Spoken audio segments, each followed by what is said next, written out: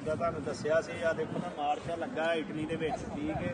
ਇਹਨਾਂ ਦੇ ਖਾਣ ਪੀਣ ਦੀਆਂ ਚੀਜ਼ਾਂ ਲੱਗੀਆਂ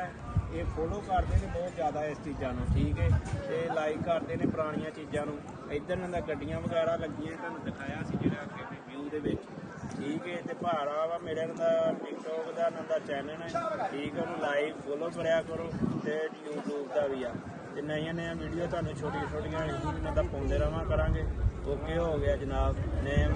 ਵਲੌਗ 'ਚ ਮਿਲਦੇ ਆ ਫਿਰ